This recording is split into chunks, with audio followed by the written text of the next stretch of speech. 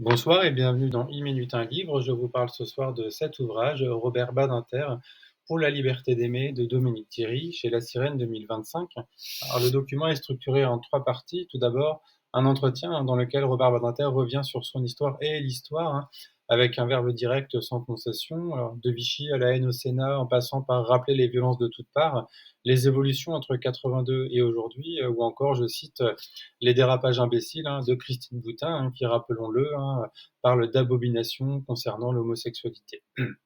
Ensuite, vous retrouverez le discours pour la dépénalisation de l'homosexualité en France, lorsqu'il était encore garde des Sceaux, ministre de la Justice, voilà, donc à l'Assemblée nationale en 1981, et enfin des repères, les dates clés de l'histoire LGBT en France, du Moyen-Âge à nos jours. Alors par exemple, en 1942, avec le régime de Vichy, qui établit une distinction discriminatoire dans l'âge de consentement entre rapports homosexuels et hétérosexuels, avec une majorité sexuelle fixée à 13 ans pour les personnes hétéros et 21 ans pour les personnes homosexuelles. En 82, Gisèle Halimi donc, et Robert Badinter font voter l'abrogation de la loi du 6 août 1942 et majorité sexuelle fixée à 15 ans pour toutes et tous. Cela me rappelle d'ailleurs une séance avec des élèves de 3e.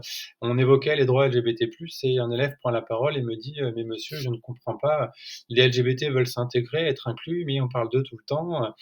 Alors, la question elle est intéressante, dans la mesure où on observe finalement une certaine récurrence de cette interrogation, y compris chez les adultes.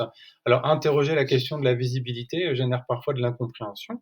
L'histoire des luttes n'est pas systématiquement comprise, la marche des fiertés s'inscrit dans une démarche historique de renversement, de l'injonction à la honte et au placard, Il y a un parallèle avec les droits des femmes permet parfois d'expliquer aux ados que, pour obtenir des droits, il faut se mobiliser encore aujourd'hui et donc se rendre visible. Ce qui pose problème souvent, c'est le traitement médiatique qui est fait de cette mobilisation, et rappelons que les droits humains, ce sont les mêmes droits fondamentaux universels, qui s'appliquent finalement à tous les êtres humains, quel que soit leur sexe, leur genre, leur orientation sexuelle ou leur identité de genre. Donc vous pouvez vraiment aborder avec les ados l'histoire finalement des émeutes de Stonewall, à l'origine de la marche des fiertés, et voilà, c'est un véritable temps fort pour les minorités sexuelles et de genre. Pour terminer, je vous lis quelques mots justement de Robert Badinter.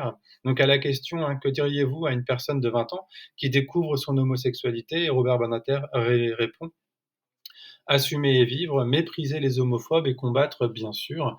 Il faut être comme on est, ce qu'on est, et puis c'est tout. Ce n'est pas une raison pour en faire une gloire ni une provocation, mais il faut simplement être ce que l'on est, être ce que l'on est. Donc vraiment, je trouve que ces mots sont assez forts et méritent en tout cas d'être partagés. Voilà, je vous invite vraiment à découvrir en tout cas finalement l'échange en intégralité, c'est extrêmement riche et ça permet vraiment d'éclairer en tout cas, notre histoire, voilà. Très bonne lecture et à bientôt.